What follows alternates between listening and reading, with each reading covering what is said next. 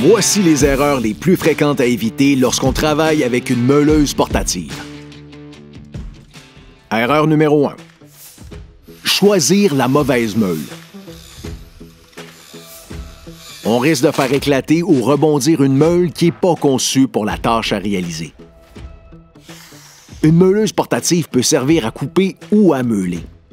À moins de choisir une meule spécifiquement conçue pour faire les deux, il faut utiliser une meule à couper pour couper et une meule à rectifier pour meuler. Il faut vérifier la taille de la meule. Le garde-protecteur ne pourra pas être installé si la meule est trop grande pour la meuleuse. Le nombre de tours par minute de la meule doit être égal ou supérieur à la vitesse maximale de la meuleuse. Et la meule doit être compatible avec le matériau avec lequel on travaille. Erreur numéro 2. Travailler sans poignée. La prise à une main est moins stable et augmente le risque de rebond.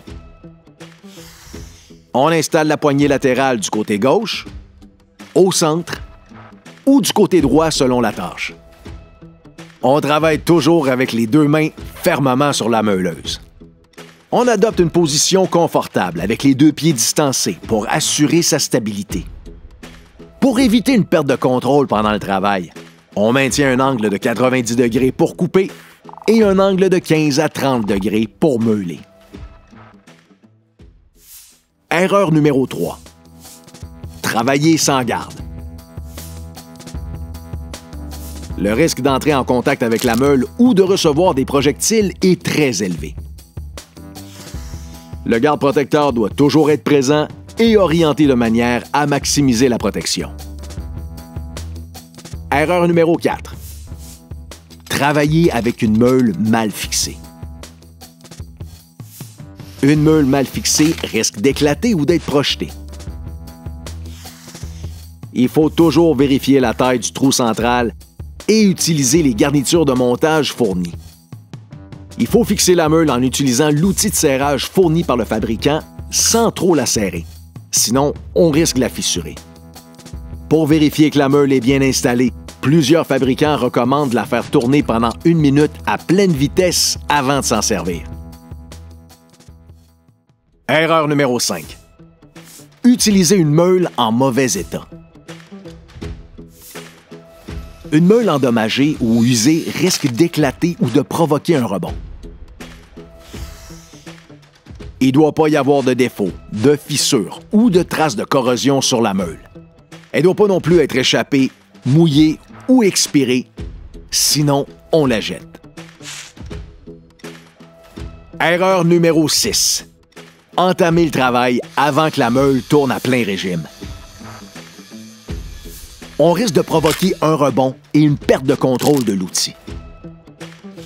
C'est pourquoi il faut attendre que la meuleuse ait atteint sa vitesse de rotation d'utilisation avant d'appliquer une pression sur la surface de travail.